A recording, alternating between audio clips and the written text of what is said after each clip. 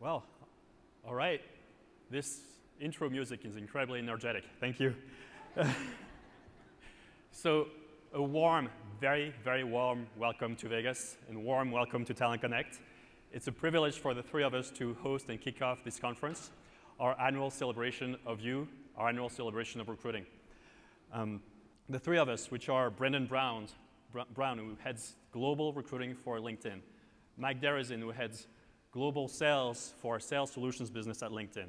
It's actually a business that, just like we have talent solutions for you, we also market solutions to your counterparts in sales, and that's what Mike leads for us. And myself, François Dufour, I'm delighted to be here and kick it off. I am in charge of marketing for talent solutions, so the solutions that hopefully you use will daily to attract and engage the best passive candidates. And as in my function, I'm very lucky to lead the team that brings you this conference. So I'll take full responsibility if you don't like what you're hearing. And if so, you can feel free to kick me. And apparently a designer holds a grudge on me and went a little crazy on this one. But if you do like what you experience, please, please, please, when and if you see these people in the hallways, they've been working all year to bring you this event. And please just stop them, say thank you if you like it, give them a hug. The Frenchman said it's okay, you can tell them. Specifically, I want to call out the guy on the far right for you who's built the app that hopefully you've got in your pocket, which allows you to rate the sessions. We'd prefer the paper forms if you don't mind, because that's going to give us more information about what you thought of the sessions. But also allows you to have access right now, if you want, to the deck we're presenting, which means you don't need to take ample notes necessarily, and you can also share that deck live on LinkedIn and in your feed. So with that, I assume you're in this room because you agree with this statement. Recruiters are sales and marketing professionals. Like us, you've probably heard this for a few years now. And the thing is that sales and marketing are experiencing a very, very profound and rapid transformation. So adopting their latest best practices is a fast-moving target. And it's transforming so much that the way that we buy, the way that we pick jobs and make career decisions has fundamentally been transformed because of things like social content, the social trend, digital content, search, and all these things have completely changed the way we buy. I want to give you a personal example of me a year and a half ago buying a car. And that was the first time ever in my life I was buying a car in the US, a new car. And I only knew a few things. I knew that I needed an SUV, a full-size SUV. And I knew that also I was very, very brand loyal to European brands. I'm French, always own a French or German car. And I really assumed that's what I was going to go for. I'm picking this example of buying a car because in many ways it's similar to picking a job. It's not something you take lightly. It's a personal decision. And you need to inform it by consuming content and asking people over time. And so what happened to me in my journey, which you see unfold at the top of the slide, is that initially I started asking my friends for what they thought about their cars. And then I stumbled into this article in Time magazine, which was covering the impressive turnaround of Ford Company, saying that Ford had done a beautiful job of producing high-quality cars and also put an amazing focus on design with producing wonderful design as well. So in the process, that got me to think, maybe I should check out their cars as well. And I realized the Ford Explorer actually was a car that I could be interested in. I started moving further in this journey. I started looking at their website for all the specs, features, videos that I could find, and then realized, well, maybe actually I may be serious about this car. I need a little more information. I reviewed expert reviews. I reviewed owner reviews. And eventually, when I was ready to buy, I downloaded and checked out content online to know how to negotiate the best possible deal with a dealer. I went online and found all the inventory that was available in my region and reached out to 5 different dealers via email, ended up negotiating the deal, and eventually only saw that guy when I came to pick up the keys. That's the only time I interacted with one of them. So that's a profound transformation because typically the salesperson was the gateway and probably had more control over what information I was consuming in the process. I was fully in charge of my buyer journey. And note this thing. My brand loyalty was really strong, and yet it was completely flipped over despite me not being exposed to a single commercial or a single outbound campaign from Ford about the Ford Explorer. Not one. So this highlights the power of content in my journey. And content, and you know, because you've got access to more and more content, the explosion of content, and mostly its availability, makes so that this buyer journey has changed. So much so that when we're buyers, usually by the time we contact sales, 70% of our purchase decision is made up, whether it's been informed already by talking to peers or whether we actually already done a lot of research online. And so we need to fundamentally understand this. We as marketers, you as talent acquisition professionals, that is changing the game. The journey that your candidates are going through is something that you don't have control over, but your job, our jobs, is putting the right signals, the right road signs along their journey. So you can help them make up their mind, but also accelerate that journey and make sure that in the end, when they're done with that journey, your company and not your competitors come out on top. So this is why, especially Mike for sales and me for marketing, we're here today to tell you and share with you 3 best practices of marketing and sales. And we'll cover 3 of them. 1, segmentation. 2, how to do content marketing. And 3, systematically nurture your candidates and your prospects, warming them up. And then Brandon will come at the end and connect the dots to explain what it means for a talent acquisition professional, how you can make that happen. So I'll start talking to you about, telling you about my tips for segmentation. Mike will do the same. And then I'll come back, and we're going to switch 3 times, sharing our tips. Let's start with this. Any marketing exercise, if you want it to be relevant, needs to start with segmentation, the deep understanding of your target, who you're targeting and why. So any exercise starts with segmentation of your market. We do this because we need to understand our markets, the way it's structured, the different segments that exist based on needs and behaviors, the sizes of these different segments, and most importantly, who we're going after. Almost as importantly, actually, is who we're not going after. When you do this, this really allows you to, this is the only way, actually, you can be relevant. And so one technique I'd like to introduce you to today is persona, or persona development. This is a technique that designers have honed in over the years and that we marketers have started to adopt as well. And this really helps us understand a group that represents the target we're going after. You can do that for multiple segments. But the idea is to really deeply understand and profile someone or a group of people that truly represent who you're going after. So this is a few examples here that could be candidates that you try to hire quite often. Note that this is not a representation of, you don't need to do this for every candidate, but you need to do this for a segment you're going after quite often. For instance, if there's a role that you hire very often at your company and you need typically pipeline for, I'd really encourage you to consider this technique. Then what you do is, going back to the reasons we do this is, really helps you get into their heads. Helps you get the team aligned on who we're going after and why, and what story we tell them. And because otherwise it feels very conceptual. The way you do this is going back to our target. You actually don't want to profile the entire target, but just your sweet spot. Just the people who you know are the best.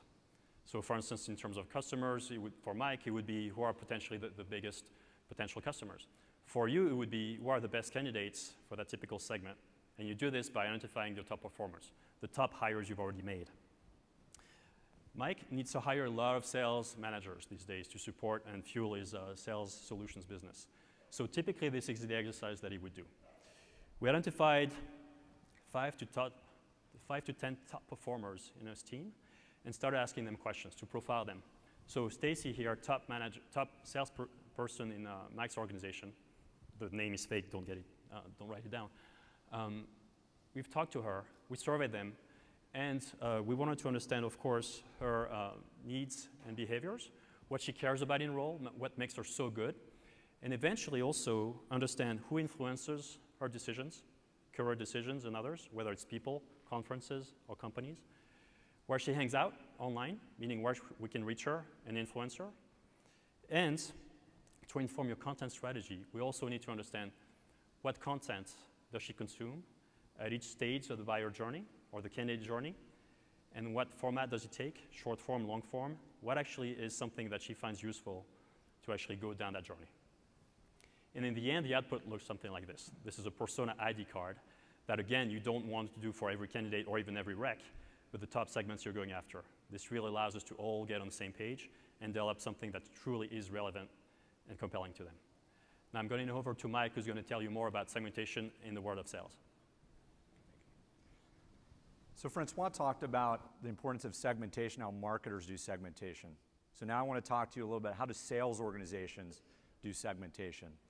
And segmentation really for sales organization is simply about prioritization, being thoughtful. Before your reps are going out and just selling, take a step back and actually months in advance, you're mapping out which accounts are they going to go after. And so think about segmentation for you as prioritization. Think about talent pools and how that relates to you. The other thing that happens behind the segmentation in a sales organization is a lot of that work's being done by a group called sales ops.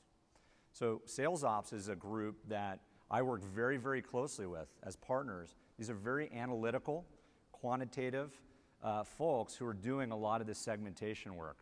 And as a matter of fact, we're heavy in that process. Most sales organizations are doing segmentation right now, their prioritization for the following year. So let's take a look at how you do it. So first we want to look at what we call the size of the prize. How big is that opportunity? So in the case of sales, that's typically done with accounts when you're talking B2B.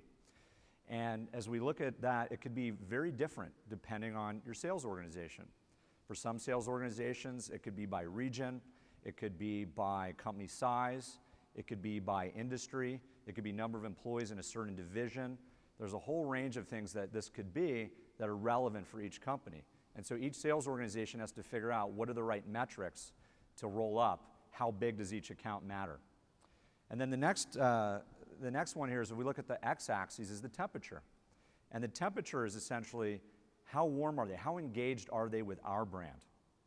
Okay? Are they engaging? Are they interested in us, in our company? And the way you measure this is many different ways. It could be things like, have they downloaded white papers? Have they been to a webinar? Are traffic to our website from that company? It could also be relationships that that account has to our company. And essentially when you do that, you can start mapping out, and it's instructive for how you approach this world, this endless world of accounts. And Brandon later is going to talk to you, how do you use this to approach the endless world of different talent that you may be pursuing? So as we look at this, the bottom left here, these are folks who, this is accounts that aren't very big or interesting to our particular company, and they're not engaging with us. So this is a classic place for where marketing can build awareness and brand building and so on, and advertising. As we move up, we now see nurture. And so nurture is a little bit more targeted. These are for accounts that really matter to us. However, they're not yet engaged. And the goal here is for marketing to move them to the right, to get them to a place that they're ready for a conversation with us. And then now let's look at the right side. And this is where sales comes into play.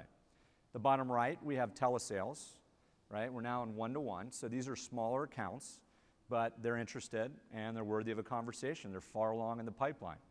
And then if we look at the top right, we're looking at here, red carpet. So these are our largest customers or prospects. And this is where typically our best sales reps are going after. And so this is a way to think about how to break up sales and marketing in the context of a sales organization. So to bring it to life for my team, for example, is sales solutions. So my team, we sell to sales organizations.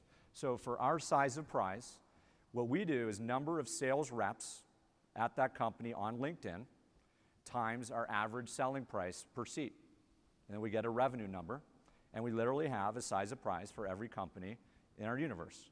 And that's how we build out, in our case, with my team, our y-axis here, size of prize. The temperature, we do a lot of things I mentioned before, right? Things like, are they downloading white papers? Are they listening to webinars? And my team's also in something very unique, which is we're also, because we're LinkedIn, we also know relationships with our reps and those accounts. And we actually call this social proximity. And so my team, for example, we allocate, it's very unique, we allocate accounts based on how, for each rep has a score of how well they're connected to each company. And so, for example, if a rep has relationships with, say, VPs of sales at a certain company, they're more likely to get that account even if they happen to be across the other side of the country. Most companies are doing this allocation by geo, and we're doing it by social proximity. But I just wanted to bring the hood under how we in my team, for example, use this methodology of size of prize and temperature. But again, the main takeaway for you is think about prioritization as you're approaching a new year, and how are you going to go after various talent pools. So that wraps up our first tip around segmentation, and now I'm going to hand it to Francois to talk about tip number 2 around content marketing. Thanks, Mike. So content marketing seems to be all the rage these days. I attended an online marketing conference a year ago, and I was expecting most of the sessions to be about social. Nope. 60% of them, and they were packed, were about content marketing. How do you do this? Why do you do this? And the reason is that we get bombarded by signals and messages all the time. So we've learned quite a while back, each of us, to tune out or at least discount advertising, anything that comes across as not really authentic, right? Our CEO recognizes that, and we all do it here in this room. If I show you this ad, which is a commercial where Joe Montana, famous quarterback for the San Francisco 49ers in the late 80s, endorses a brand of shoes, Shape-Ups. Do you actually think that Montana did this because he needed money, or actually these shoes are really helping his calves get more fit? Want to guess? Anyone? Money, yeah. You know it's manufactured, so I'm taking, of course, an extreme example, but we've been educated to actually tune this out. Sometimes we simply fast forward anything that comes across as an ad, right? And so brands have realized the power of this. Brands that today developed amazing content, such as GoPro and Red Bull, that truly is entertainment. And they do this very well for extreme sports. So much so that Red Bull has even created a production company that they spun off and now is turning a profit. And this is really the way that they draw in a lot of people and build a relationship with their brand. Another example of content which is not entertaining but really informative, there to help guide someone, is brought to us by American Express. They really wanted to engage entrepreneurs and small business owners, and they're doing that through creating a lot of content that they post in this open forum community to engage them, because they become partners and they engage them. So they're not there selling them business cards and solutions, they're also getting them through the journey. And that gives them the license to actually do different things in a different way. And so if you remember my example of the car, you realize that authentic content truly is something that I trust a lot more. That takes me through that journey, but also in the end is something that is worthy of me talking about it, like I just did for GoPro and Red Bull. Very often I share these videos with my Facebook friends and I talk about them with my friends. I don't drink Red Bull. Well, maybe tonight I will with vodka, but I never do, usually. And I'm here talking about those. They've established a different type of relationship because it's actually been developed with probably folks like me in mind, if you remember the persona exercise that I was walking you through earlier. And so now I'd like to introduce you to another technique, which is what we call on my team filling the content grid, which is finding out which content to produce for each stage of the funnel that or the journey that your candidate will go through. I'm going to go back to Stacy, the sales manager profile I talked about earlier. When you interviewed her earlier to understand the persona, you asked her about what content she needs, what questions she has for the different phases, and realized, initially she wants to understand what your company is about. And then you probably also will understand, well, there's a certain type of content she wants to consume then. You need to understand that. Then there's another type of question she'll be asking, which is, why should I be interested in your opportunities? What is there for me exactly anyway? And there again, it will require a different type of content. These are just examples that you need to tell her based on the profound initial understanding of who she is and what she cares about. And eventually, of course, you need to have content that gets closer to sealing the deal. Why is this right for my career? Again, different types of contents you want to push there. And so you may be wondering, well, does that mean that I need to create all this content? That's actually a lot of work, and I'm not going to be turning into a publisher. Well, here's the good news. Most of this content is already there. Either within your company, it's been produced by marketing or comms, or sometimes just the business units, sometimes just showcasing, sometimes internally what they're working on, and some of that stuff may be just great to showcase externally. And sometimes, and it may even be more powerful, produced by third parties, analysts, journalists who've covered your company, ex-employees who talk in great terms about your company. You need to find that content, aggregate it, and make it available to your audience, to your candidate. And Mike will give us an example of how sales does that. Great. So as Francois was talking about content marketing, it's not just limited marketers. Some of the best sales reps now are recognizing the buyer's journey is far along before sales reps engaged. And so they need to go to places where this information is being consumed, and in many cases it's in social networks. So for example, Corporate Executive Board, they ran a study and found the #1 driver of rep outperformance is social media adoption, and #2 was leading with insights. And they looked at several thousand reps, several hundred variables, and this is what they came up with.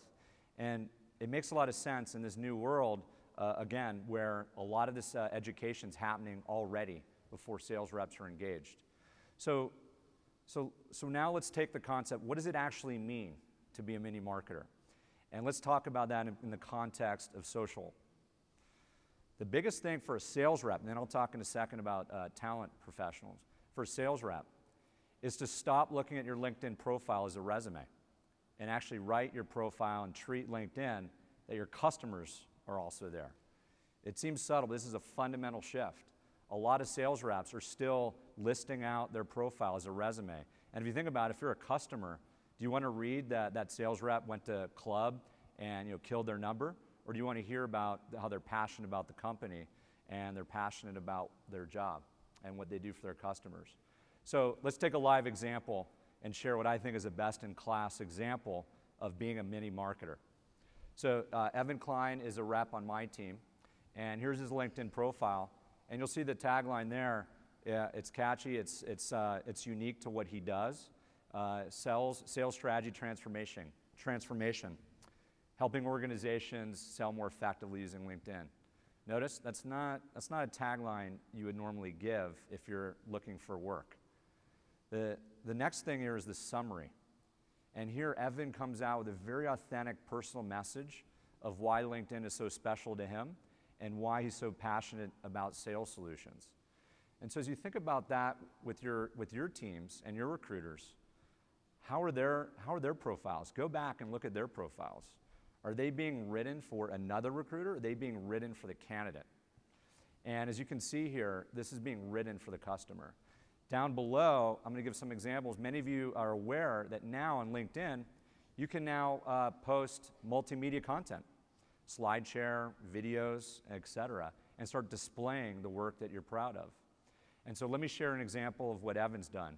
So here's a slide share that he has that shows his results with our product Sales Navigator. And what you see on the right bar, or the right circle, that purple, is about 50% of his business is through warm introductions that he surfaced through our product. Now, he made this slide, and it's very personal, and that's why I think it's valuable. But even if he didn't, this is a perfect place to amplify the content that marketing, and Francois talked about, a lot of this content already exists. You did not have to create this. There's plenty of great content that your company already has, and to encourage them to amplify that marketing on their LinkedIn profile. For many of you, you'd be shocked at how many profile views are on your employees' pages, and are they actually taking advantage of their profile in that way. Another example is here's Evan. He literally took an iPhone and had someone in his office videotape him for 2 minutes, going to a whiteboard and talking about our solution. Now again, many of us have different views on, am I comfortable with my people posting their own videos or not? In our case, we have our marketing team review them before they go up. But I think that's beside the point, whether it's they create it or not. How many videos do we already have already through our company? And to embed them on our profile is very, very powerful. And it doesn't just stop there. He's also then sharing and liking and commenting on content that then goes through his social network. And this is where marketing and sales come together so closely, because as marketing's creating all this content, all Evan has to do is hit like, comment, or share. He doesn't have to create content, he's curating. And this can happen very quickly. And so this is where it's moving for sales reps who are becoming mini marketers. And Brendan is going to come back in a little bit and talk about what him and his team have done to make this happen for his organization. So that wraps up our second tip about that's content marketing. Our third one is around warming them up. Nice, and especially how do you do this systematically? But let's step back and see where we are. So you've identified your top target. You've deeply understood what they're about, what they care about, where they hang out. As a result, you're able to create content that maps to the questions they ask at the different phases, and also identify the right format that they're likely to consume. And then the question is, how do you productionize it? How do you make it happen at scale? And that stuff's not easy. So the first thing you need to do, and Brendan tells me that he believes you all do this, so as I'm going through this, I'd love to know in the end if that's the case, instrument your funnel. Really understand how many candidates stand at each phase, what's the conversion rate from one stage to the next, and how long they typically stay in a given stage. That's actually, for us marketers, online marketers, the basics of funnel marketing. We're increasingly data-driven. We need to track all these things. And you need to do this because, of course, you cannot manage what you can't measure. It's actually incredibly powerful to align teams. So for instance, especially to define when's the handoff taking place between marketing to telemarketing to sales. In your case, when does the handoff take place between sourcing and generalists? So at least that develops all this common language and understanding. And three, most importantly, by knowing exactly where they stand exactly in the funnel, in the journey, you can then start tailoring not just the outreach, but also the content they may see on the way in. So what signals can you really pick and instrumentalize to actually then push the right content to the right person at the right time? In marketing, especially B2B marketing, we use marketing automation tools. They allow us to score our prospects as they complete web forms typically to attend a webcast, an event, download a data sheet, a white paper. And the more of that they do, the more the score goes up. And the higher the score, the more we actually serve them content that typically maps to the right of the journey downstream. If they have a low score, we typically send them thought leadership, trends, material. So the question is, how could you do this? Well, you all have access to Recruiter, and there's signals there you can actually pick up on, and same thing to start making this more systematic. For instance, if you can assume that if someone started following your company, which is a signal you have access to in Recruiter, that means they're at the discovery process, the stage. If they reply to your email, there's some interest. And of course, if they've applied to a job, they're seriously considering working for you. Curious, how many of you actually tailor your content based on the stage of the journey your candidates are in? Only a few hands. The answer is, you all do. When you talk to candidates one-on-one, you naturally all do this. You don't have, the first discussion you have is about, in general, what your company does, and then what the opportunity is, and then you give them more information about why you should join and why that team specifically is so interesting, and why are you going to be so amazing in this role. Now the question is, how do you make it happen at scale? And this is where, to pick up on the segment signals, you need, and again, based on the good understanding of a persona, you can actually define what channel you're going to be pushing your content through. So for instance, if someone's following you, you send them status updates or talent updates. You'll learn more about that in the session about LinkedIn Recruiter later. Or on the top right, for instance, or the far right, you can start sending them, at this point, you may have their address, direct mail. Something that marketers do less and less, as a result, it gets noticed more and more and appreciated more and more. And then the type of content can also and should vary based on where they are. Example, if someone has already accepted your verbal offer and you send them their offer package, why not send them a glowing article, a glowing review, or analyst report about your company? You want to make sure you seal the deal, so let's actually use one more step or one more piece of content that's going to help you really close them. And in the end, you'll be a lot closer to what we call in marketing the Holy Grail, which is the right content at the right time to the right person at scale. So Mike is going to tell us a little more about how sales nurtures people systematically. All right. So no one likes it cold. So when we think about in sales, how do you kind of warm up a candidate or a prospect? I think the key is you already want them warm, meaning that you already have a mutual connection that can make a warm introduction. And if you think about in sales, cold calling is still so prevalent and it's so inefficient. It's this game, this volume game of just calls and emails. And I think there are some parallels we see in talent acquisition as well. But isn't that an inefficient way? Isn't it better if someone, my neighbor, a former classmate of mine, knows an executive of that company, or in your case, knows a particular talent candidate, to go in that way? Yet the world is still driven through volume. How many calls did you make? How many emails did you make? And as a result, sales today is still largely living in what I call the world of serendipity, random chances that you may have known if someone could have walked you right in the front door. So let me give a real example of what this world looks like when we're not being efficient and we're going in cold. And this is an example of a LinkedIn story a year ago, roughly. So here's an email from one of our groups. So we have talent solutions, marketing solutions, sales solutions, our 3 lines of business for the enterprise. Here's an email from a marketing solutions rep that went to a director of demand gen of a marketing, or director of marketing at a company in the San Francisco Bay Area. And it's just a cold outreach. And her name was Nicole Sanders. And Nicole got the email around dinner time, turns to her husband, a guy named Steve Sanders who works in LinkedIn Sales Solutions. Said, why did I get an email from someone in your company? Like, did you know her? Like, why didn't she just ask you to make an introduction? How often is that stuff happening? It's happening all the time, and it doesn't have to. And so what you're seeing here is this is a commonplace in sales. And what's ironic about that story is they both work, Steve and that marketing solutions rep both work on the 14th floor of the San Francisco office, separated by 50 feet. Someone trying to get in for months to her colleague who's down the hall's wife.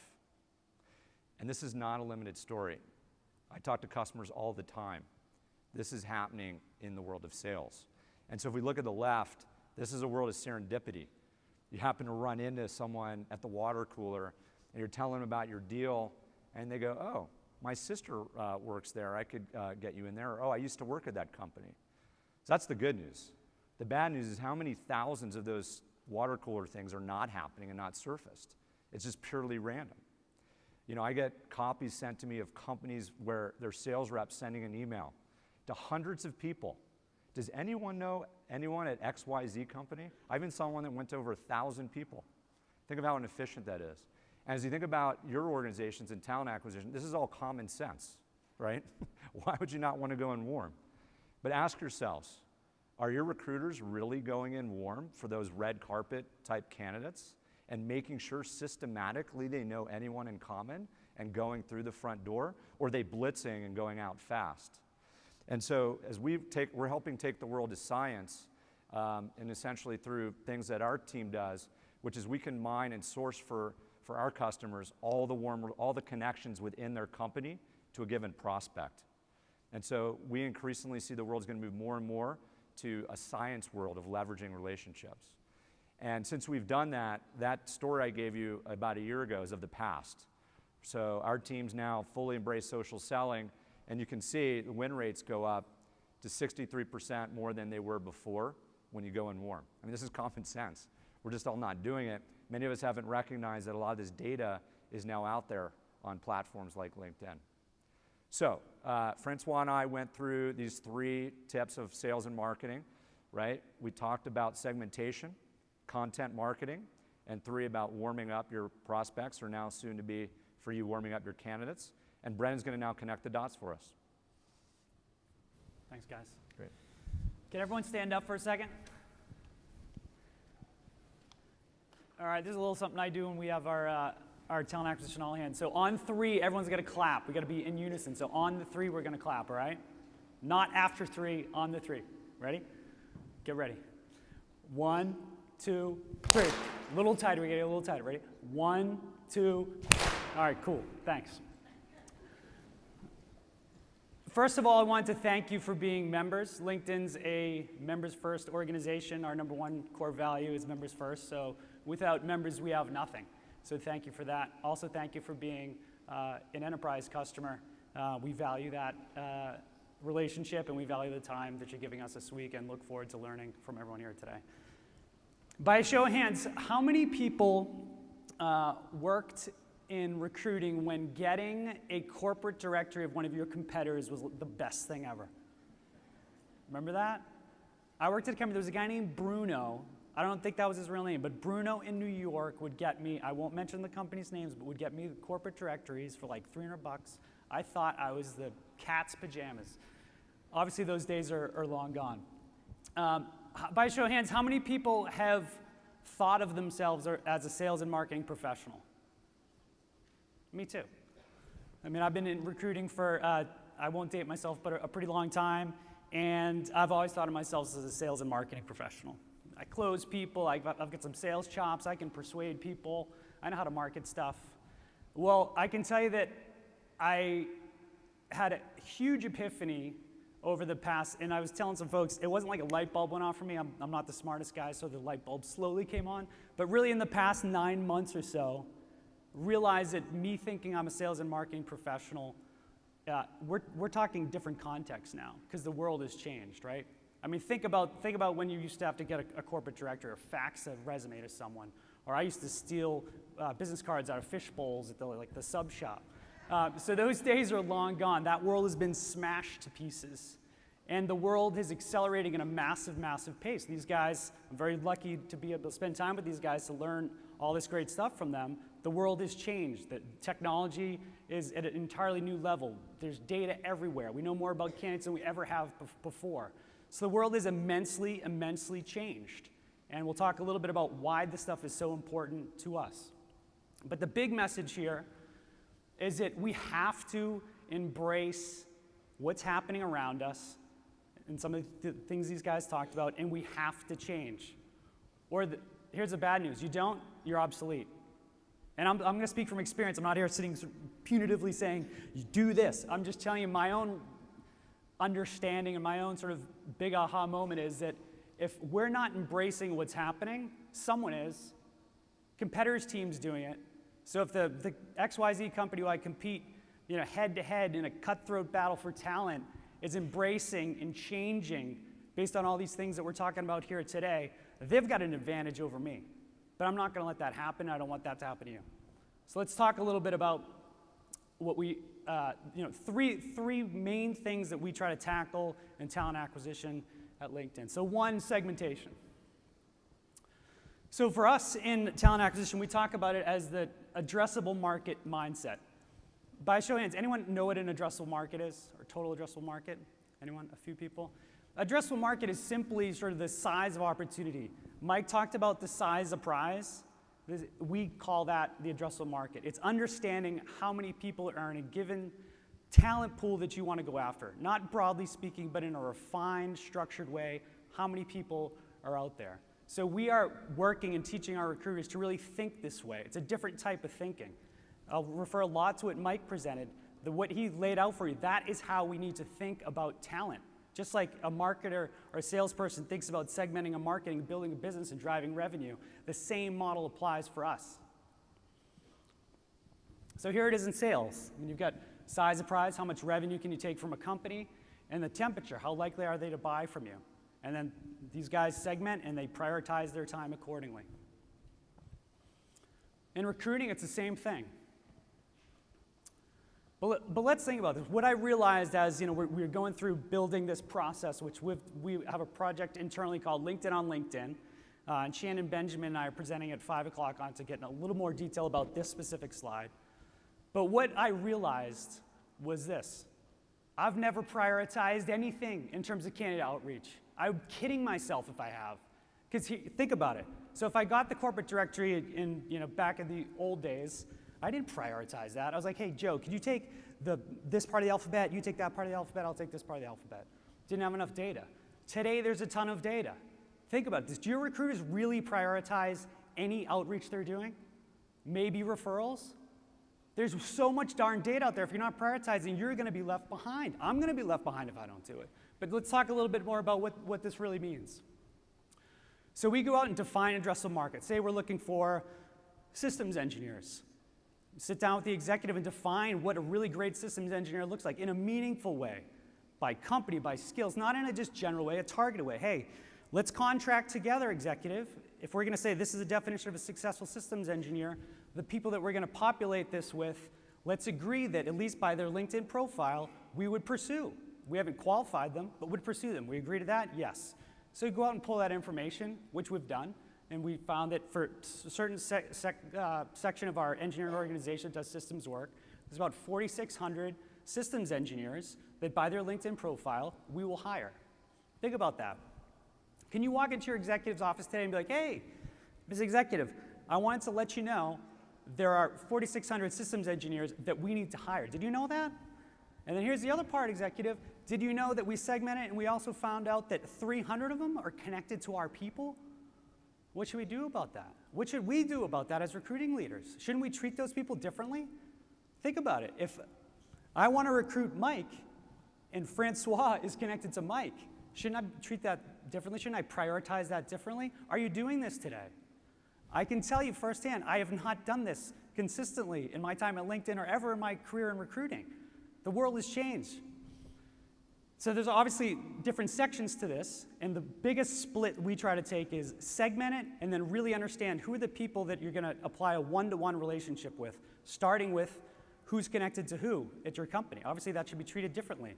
We have a team that we're building called a talent market strategist. This is all they do, is manage high-touch, one-to-one relationships where people at our company know those people. It's not a referral program. It's a different approach to building relationships with people that are already warmed up. And then on the one-to-many side, that's really where you start leveraging a lot of your marketing, content, and branding strategy. So a couple other key points to make here. The one-to-one approach, think about this. I have a little bit of ego about closing people. I want to close people. Hiring manager, I'm good. Let me close this deal. Anyone feel like that?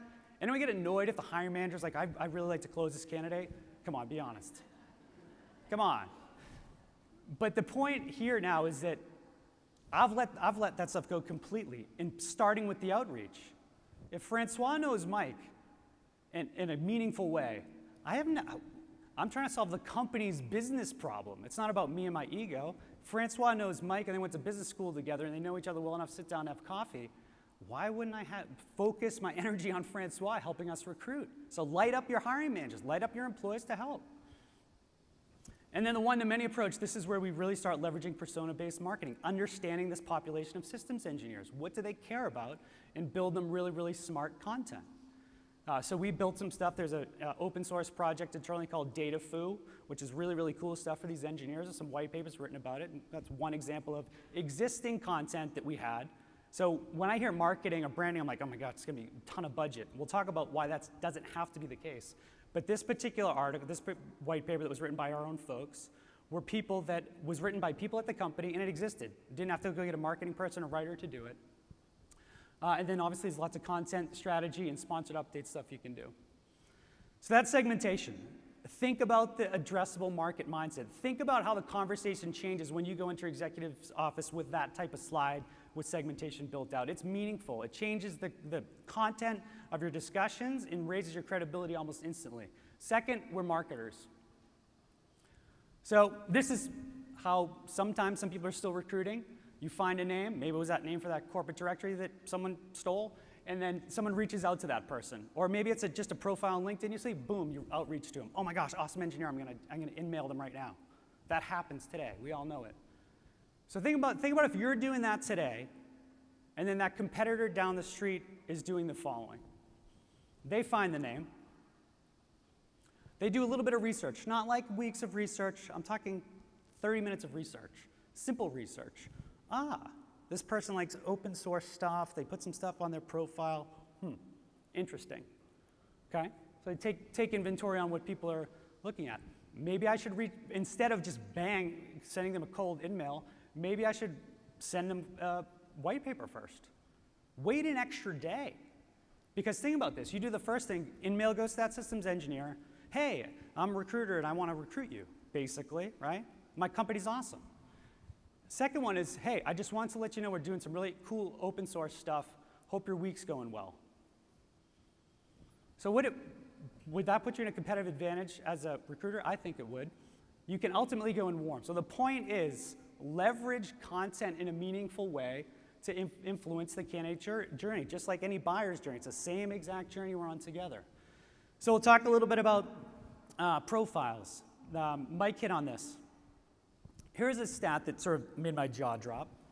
So there's 2.4, the annual readership of the Wall Street Journal is 2.4 million people.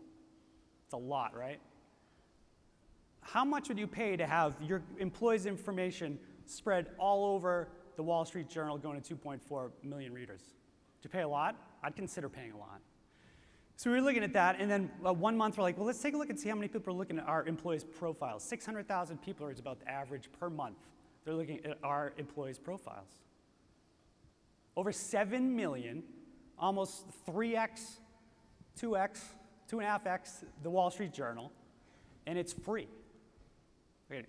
It's free. Let's just stop there. So what we realized is, and I've been working at LinkedIn for 3 years, and I always thought, hey, we got good profiles. We're LinkedIn. We do cool stuff. People have pretty interesting stuff on their profiles. We said, stop. We need to marshal the entire recruiting organization and have a very clear goal for a quarter to have a no-joke, no-holds-barred. We need to have kick-ass profiles that are really incredible marketing materials. Same thing was happening with recruiters. Recruiters' profiles did not read like they were trying to recruit someone. They read like they wanted to get recruited with their resume. So this is just one example. So we had a program called POP, just ended in Q3. We gave out awards. It was pretty fun stuff, really, really well done. But just simple things on the profile mean a lot. Because the number one place people go when they get a call or hear about an opportunity from someone, they're going to go look at employees' profiles. This is marketing material. Next time a candidate tells you, can you send me some collateral on your company? Say, no, just take a look at my profile. It's all in there. How many times have you been scrambling? Where's that link to that thing and the article and what about that video? Guys, this is marketing material. Understand it. So a lot of things you can do that we just weren't doing. We weren't leveraging rich media enough. There really wasn't enough authenticity coming through. Volunteer section means a lot to a lot of candidates. So it's a simple, very free thing you can do that's built-in marketing. And we're talking to Joe from a startup in Boston, and we're talking about, hey, you don't need that much money to really do awesome marketing stuff. All right, third point here is social recruiting. Pretty obvious stuff, but here's the thing. I know that it doesn't happen all the time, just like Mike said. So what is social recruiting? Social recruiting is just making sure that you're doing your diligence on candidates at the baseline. But here's the thing. Who's been in this situation? Fly a candidate maybe from coast to coast. Maybe you're in LA and you fly someone from Boston to LA. They come in an interview. You probably spend somewhere between $5 and $10 grand all up on the candidate. Maybe some director candidate comes out. It's coming out. So during the day, someone walks by the conference room, sort of looks in. That person comes by your desk at the end of the day. Hey, I saw we're interviewing Joe Smith. Yeah, we are interviewing Joe Smith. He's a really great director candidate. No, he's not. I worked with him for 6 years. We should absolutely positively not hire that person. Why didn't anyone talk to me? Anyone been in a situation kind of like that? Does it make you cringe? It makes me cringe. So this stuff happens, and we're not consistently doing this stuff. So while this stuff seems obvious, ask yourself, are you highly tuned? Have you tuned your engine to be focused on this stuff? I know that we haven't been completely, and we still are doing these things where we fall on our faces. But the reality is, if you can leverage the connectedness of your company, you can get to candidates faster, you can vet out candidates quicker. And by the way, this isn't like backdoor referencing people, it's just a name. It's Joe Smith is someone I may want to potentially look at. Francois knows Joe. Hey, Francois, what do you think about Joe? That's all it is. But are you doing it repeatedly? Is it part of your DNA? And connectedness matters, obviously. So if you have employees that are connected to people that potentially could be good candidates, it's far easier to attract them. Statistically, that is the case. So this is stuff that's really easy to do, but for some reason, a lot of us don't do it.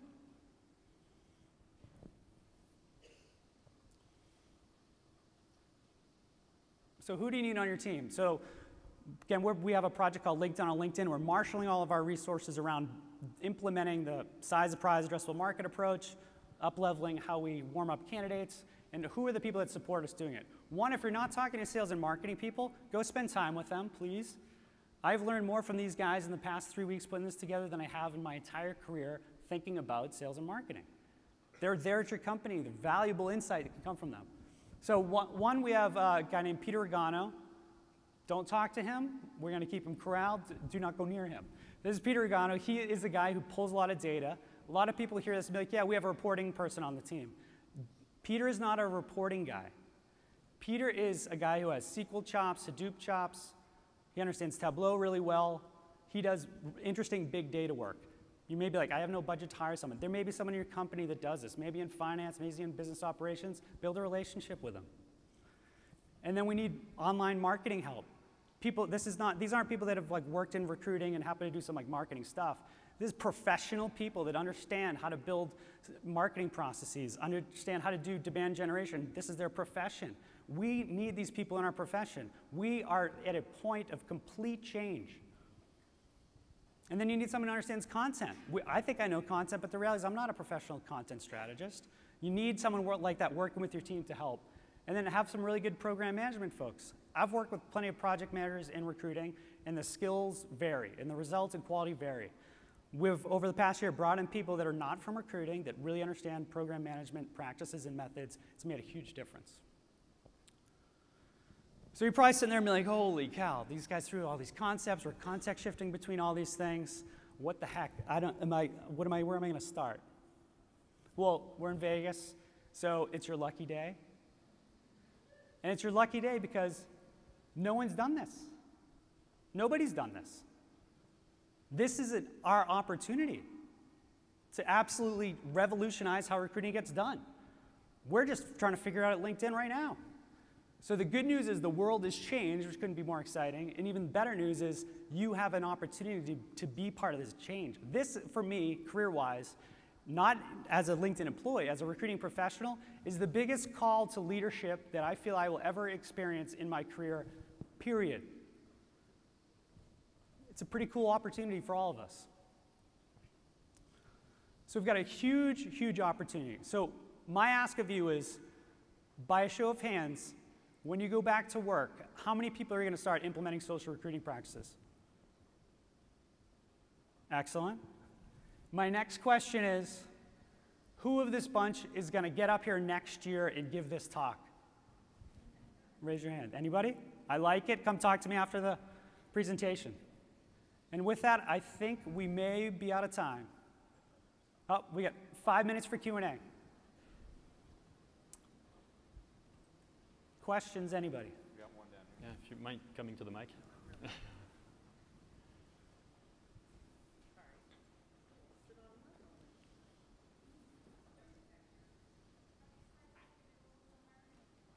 These slides are available. The slides are in the mobile app, and we'll also send an email after the conference recapping all the slides and presentations you've seen.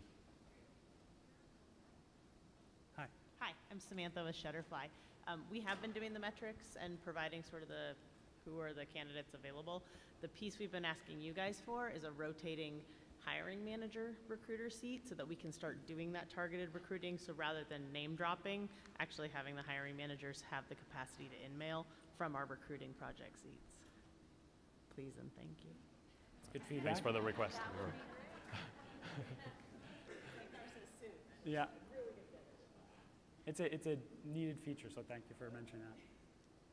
Anything else? You mentioned, I think, 9,700 engineers that you identified. So how big of a team did you have to identify that, or is that metrics? The 4,600 systems engineers, 4,600 systems engineers, Peter Regano, who's our data guy, helped us pull that. So another really clear point on this. Think about how long it would have taken you to just pull together enough names to get 4,600 people, not even segmented. So it didn't take that long. I mean, it took probably a couple weeks. We wanted to sit down with the executives and define the needs, and then ultimately getting the data was not a hard thing to do. And Brent, let me also address, I mentioned earlier, as a sales leader, I could not do my job without this sales ops team.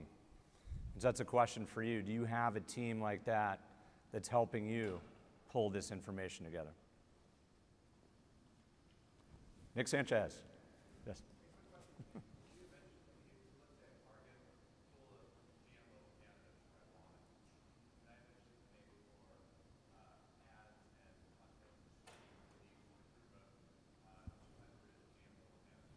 Can you pay for ads and content targeted at those people? Positively, yeah. Yeah, you can do that today. Yeah, yeah.